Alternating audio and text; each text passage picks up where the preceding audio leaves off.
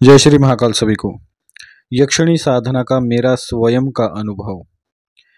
ऐसे तो आजकल मैं सभी साधकों को यक्षिणी की सिद्धि प्रदान करता हूँ। यक्षिणी की सिद्धि ट्रांसफ़र भी करता हूँ और एक दिन की यक्षिणी साधना भी देता हूँ, 11 दिन की भी सिद्ध करवाता हूँ। और यदि कोई साधक धन से यदि तंग है तो उसे 21 दिन की या फिर 41 दिन की साधना भी देता हूँ, जिससे कि यक्षिणी सिद्ध हो जाती है। इतना तो है। और माता भगवती ने इतनी तो मुझ पर कृपा की है कि जो भी साधक जुड़ता है उसे सिद्धि अवश्य ही प्राप्त होती है। और शक्तियों का चमत्कार यदि किसी को देखना हो तो चैनल पर स्क्रीनशॉट पड़े हैं, वो सभी देख सकते हो। तो चलो मेरा अनुभव मैं आरंभ करता हूँ।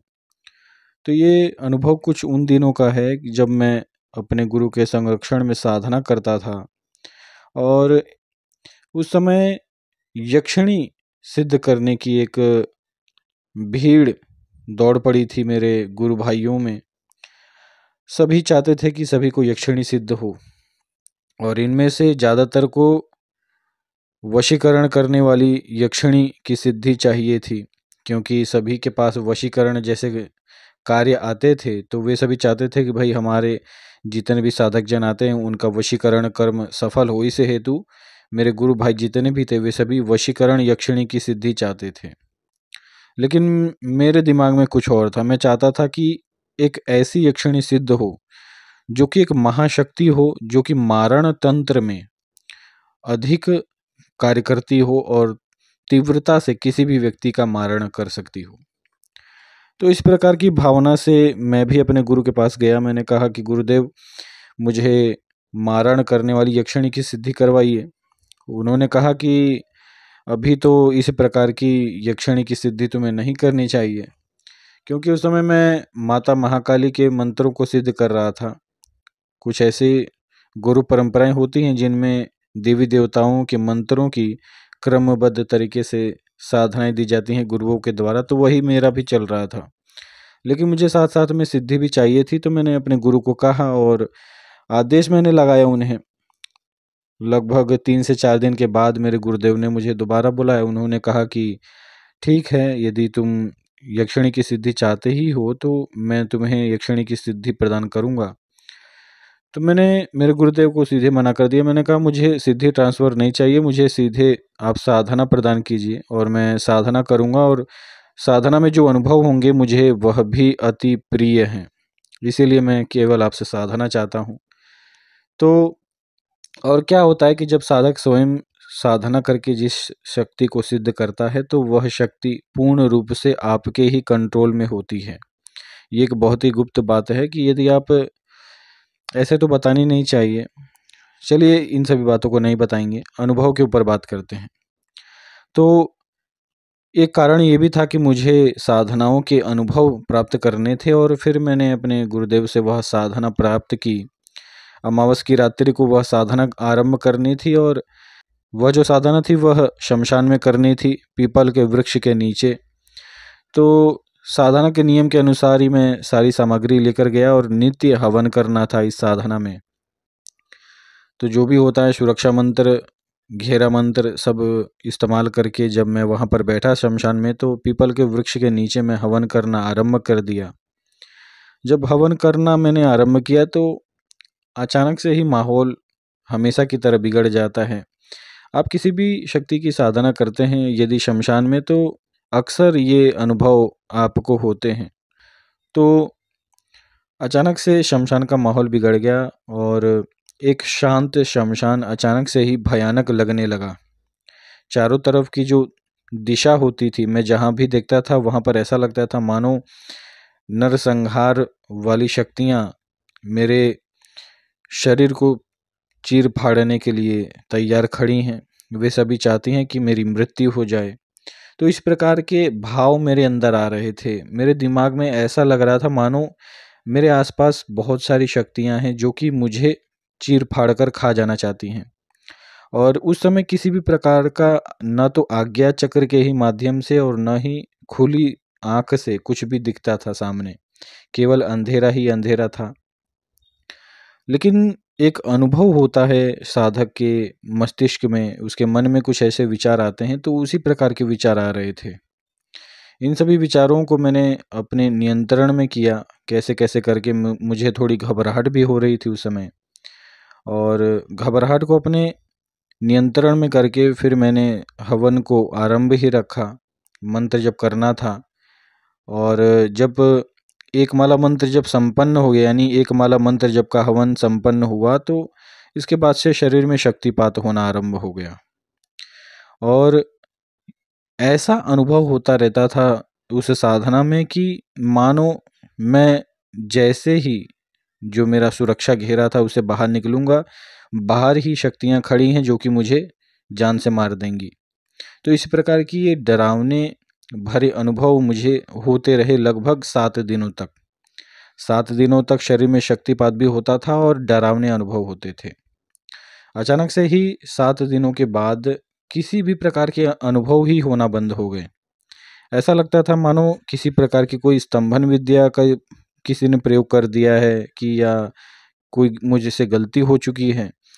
तो इस प्रकार के विचार मन में आते रहते थे। लेकिन गुरु के द्वारा एक आदेश भी था कि भाई तुमने जब ये साधना आरंभ की तो तुम्हें बीच में नहीं रुकना है।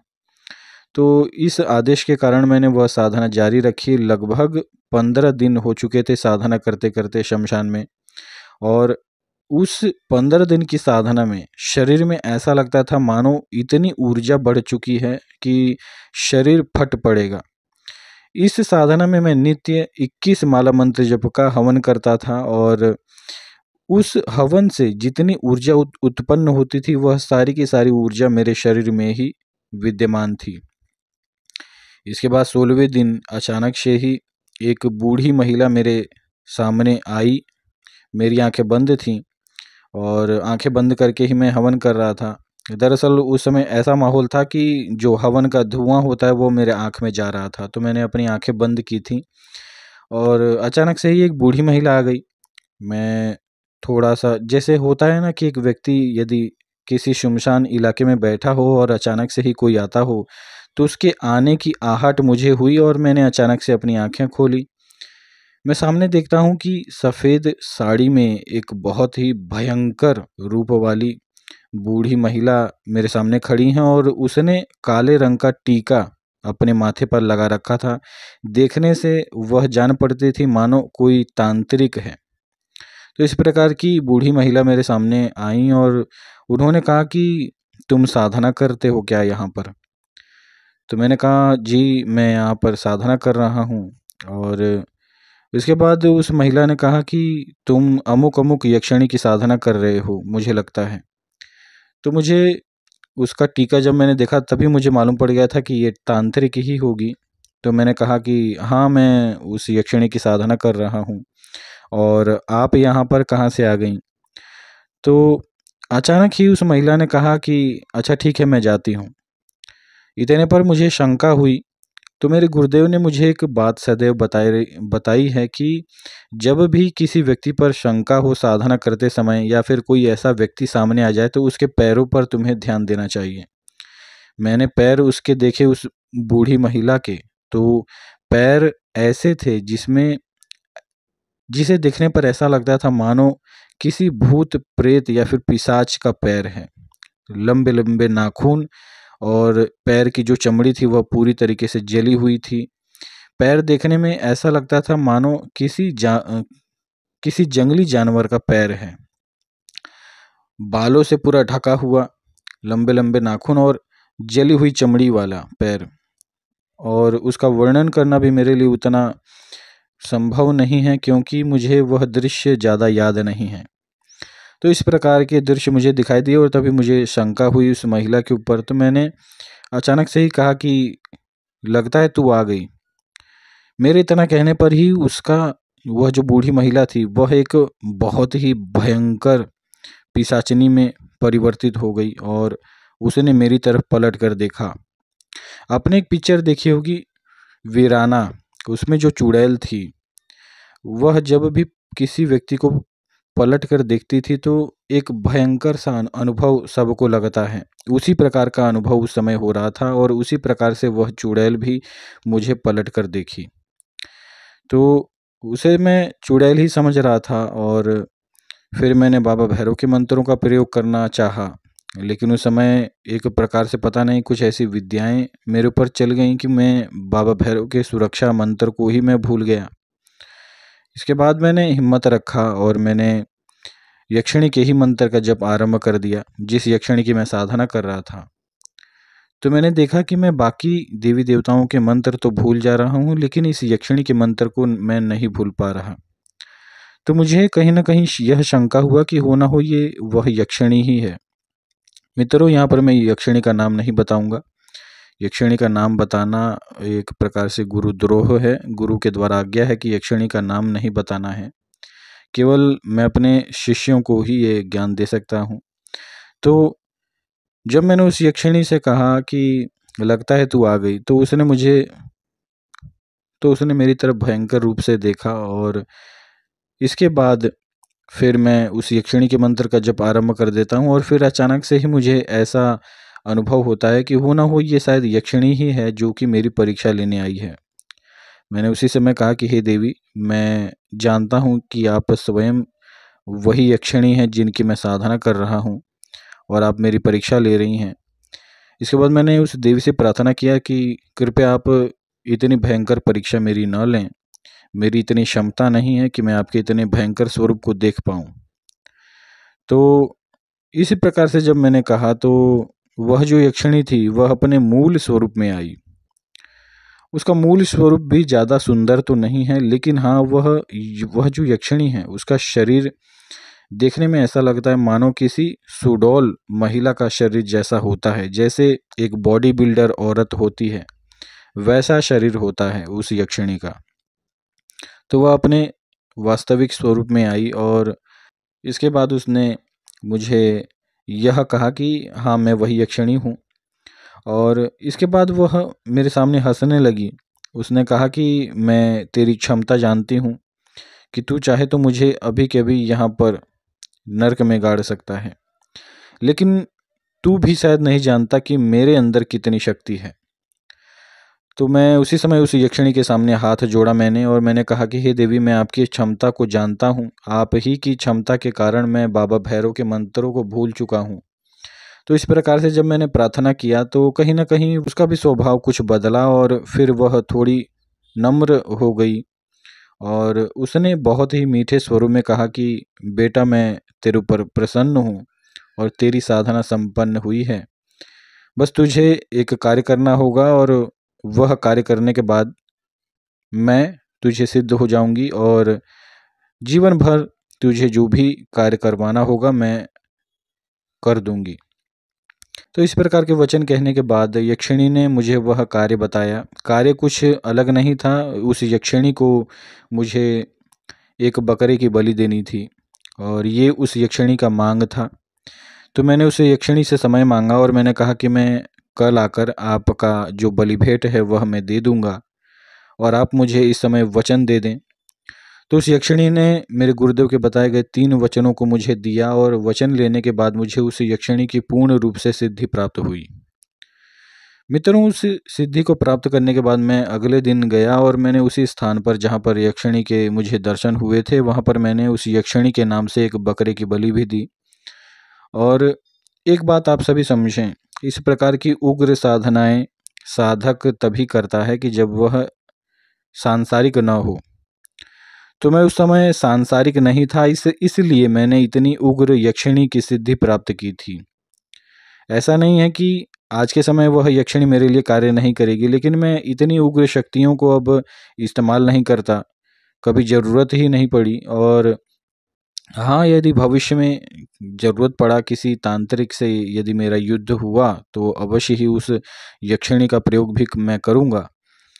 लेकिन जो गृहस्थ हैं उन साधकों को मैं एक बात बताना चाहूँगा कि देखिए, जब हमारे जैसे जो साधक होते हैं, जो संन्यास छोड़कर जब सांसारिक बनते हैं, तो अपनी इस प्रकार की भयंकर शक्तियों को हम एक प्रकार के बंधन में रखते हैं।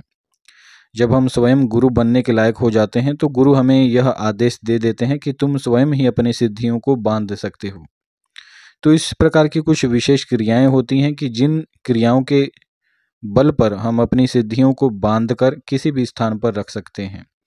तो वह क्रिया करके मैं फिर सांसारिक बना और अब मैं एक साधारण जीवन जीता हूँ। साधना साधकों को करवाता हूँ। जो भी साधक जन साधना करना चाहते हैं, सिद्धि प्राप्त करना चाहते हैं, उन सभी साधकों को मैं उनकी सहायता करता हूँ। तो आप सब भी यदि साधना करना चाहते हैं, सिद्धि प्राप्त करना चाहते हैं, तो आप सभी मुझसे जुड़ सकते हैं। इस यक्षिणी साधना को किए हुए मुझे बहुत ही लंबा समय हो चुका है, इसीलिए मैं इसका अनुभव भी बता रहा हूँ।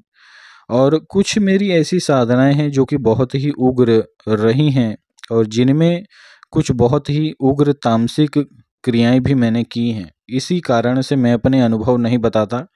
और जो उग्र साधक होते हैं, जो कि वीर भाव से साधना करते हैं, वे कभी भी अपना अनुभव आपको नहीं बताना चाहेंगे। क्योंकि देखिए, जो वीर भाव की साधना होती हैं वह थोड़ी तामसिक होती हैं, और ऐसी साधनाओं का अनुभव यदि मैं आप सभी को बताऊंगा तो कहीं ना कहीं आपको भी खिन्नता होगी मेरे प्रति। तो इसलिए भी यह अनुभव नहीं बताए जाते। और क्योंकि बहुत सारी उग्र शक्तियों की साधना मैंने की है, तो इसीलिए मैं अपने अनुभव भी नहीं बता पाता। हाँ, कुछ ऐसी शक्तियाँ हैं जो कि मेरे अंडर रहती हैं। ऐसी तो कोई बात नहीं कि माता महाकाली को छोड़कर कोई भी शक्ति मेरे अंडर में नहीं है, लेकिन फिर भी शक्तियों का मैं मान सम्मान करता हूँ। मैं कभी भी बाबा भैरव के कपालिक मंत्र जो हैं, जिन मंत्रों से मैं बड़े से बड़े देवी देवताओं तक को बांध सकता हूँ, उन मंत्रों का उपयोग मैं नहीं करता, क्योंकि मैं जानता हूँ कि मैं शक्तियों से जितना प्यार पूर्वक कार्य करूँगा, उतने ही प्रेम पूर्वक शक्तियाँ मेरी सहायता करेंगी। तो ये मेरी सोच है, इसीलिए मैं कभी भी बाबा क्रोध भैरव के मंत्रों का भी उपयोग नहीं करता, और जितना हो सकता है मैं प्रेम पूर्वक ही कार्य करवाता हूँ शक्तियों से। तो यही एक कारण भी है कि मैं अपने अनुभव नहीं बताता। और तो आज के लिए इतना ही। और अवश्य ही यक्षिणी अप्सरा से जुड़े हुए अनुभव और भी अधिक हैं जो कि आप सभी को बताए जाएंगे। चैनल पर यदि आप सभी नए हैं तो चैनल को सब्सक्राइब करें, लाइक करें, शेयर करें। आज के लिए इतना ही। जय श्री महाकाल।